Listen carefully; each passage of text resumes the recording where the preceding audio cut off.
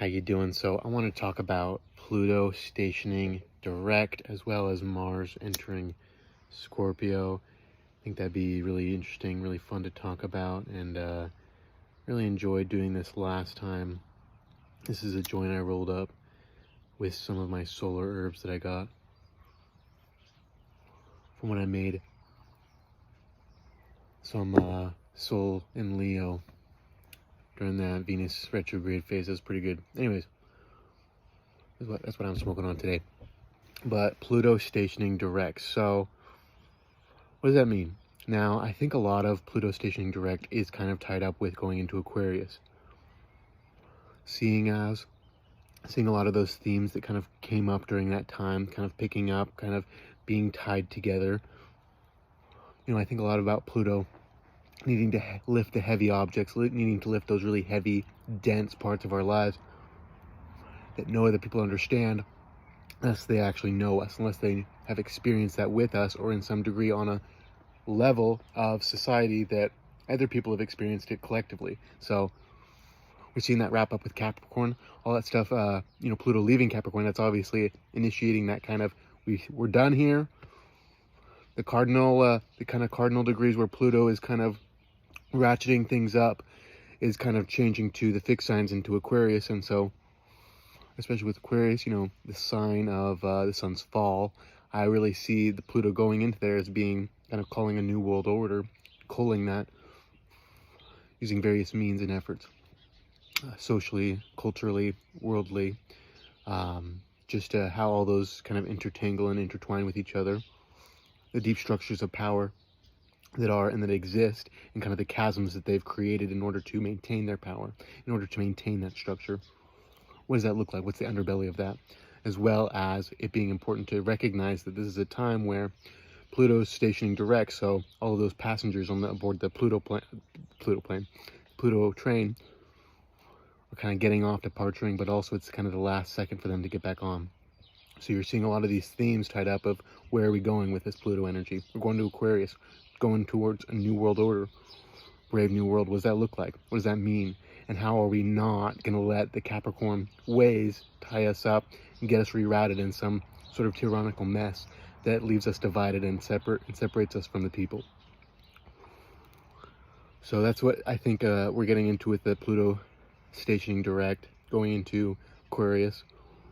A lot of these underworld themes, especially going to be tied up with that eclipse coming up, because the eclipse is going to be squaring that Pluto. And, paying attention to that, kind of paying attention to how Mars just squared Pluto, those things that got brought up, and how a lot of Pluto, what does it look like to another person? What does it look like to that person? You can't always tell.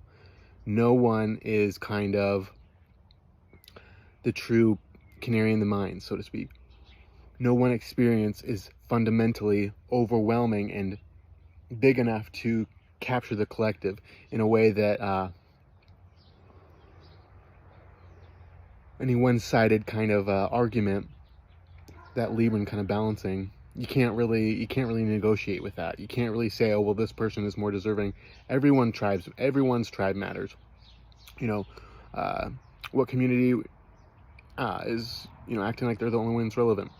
Kendrick Lamar quote. Love Kendrick Lamar. But anyways, so another thing that we're seeing with that, with the Pluto stationing direct, another thing that we're seeing is just that a lot of these themes, a lot of these kind of trajectories of where we're going, these stories kind of getting tied up and, really figuring out, okay, where's this train going?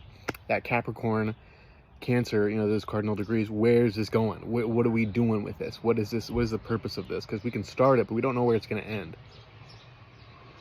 What is the point of this? What is the point of driving this train?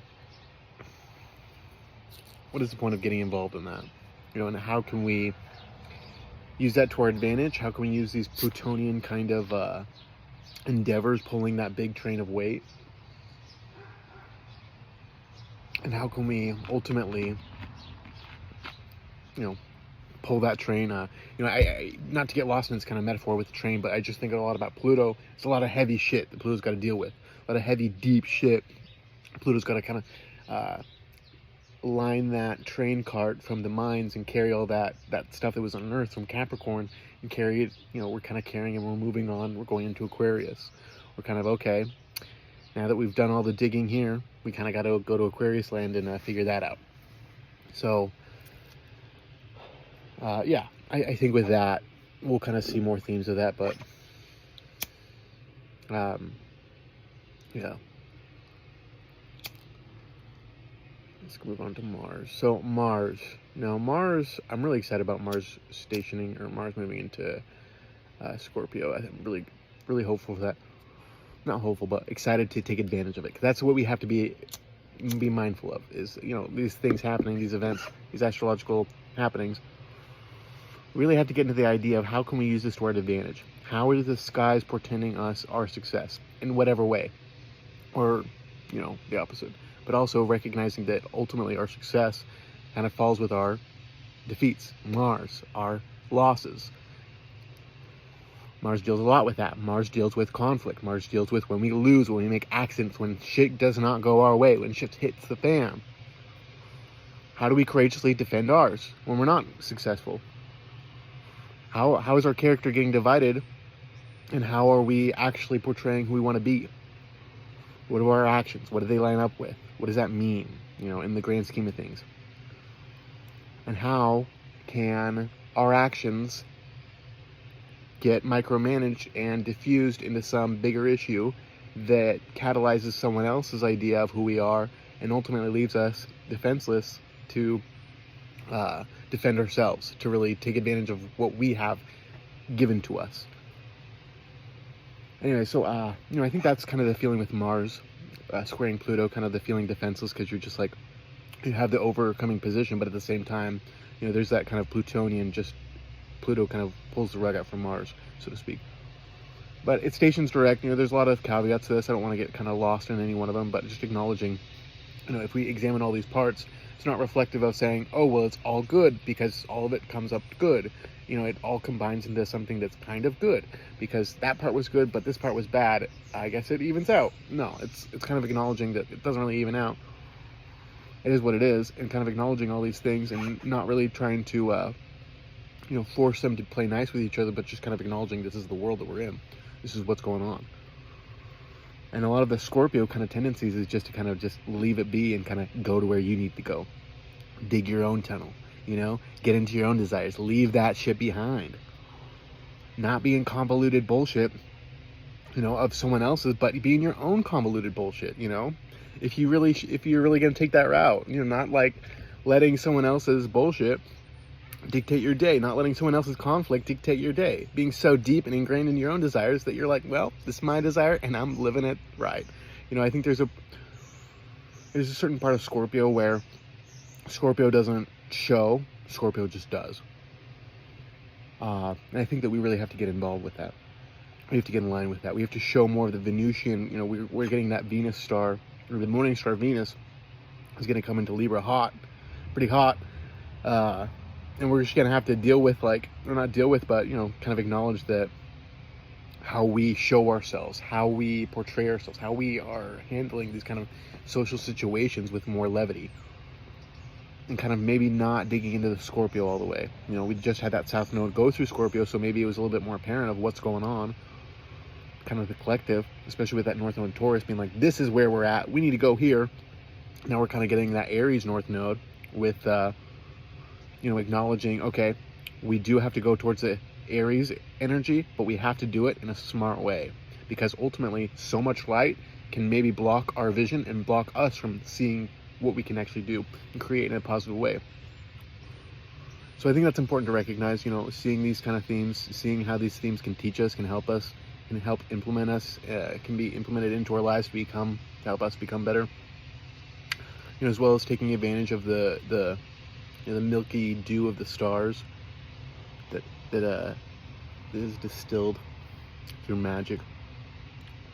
But anyways, it's a process of alchemy, and I think that's a lot of what Mars is doing. Mars is using that alchemy in Scorpio, kind of changing one emotion to another, keeping the desires intact, not letting the volatile nature destroy our minds, but using it to our advantage.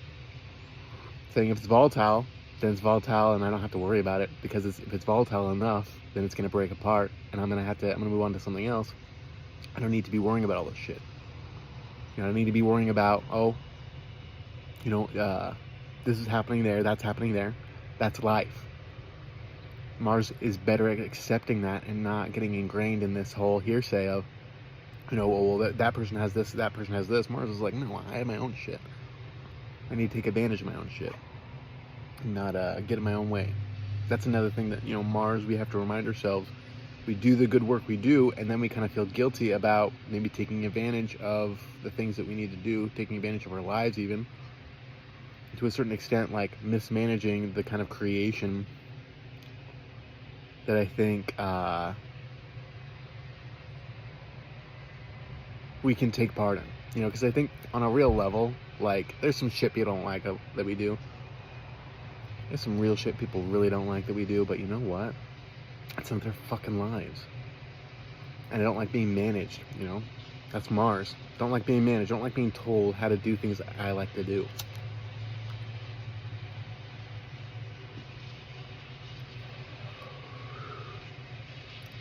I'm the king of the goddamn underworld. That's fucking Mars right there. Nergal. Anyways. It's gonna be a good time. I'm a little bit pretty fucking high right now, so I'm gonna quit it. I'm gonna end talking right now.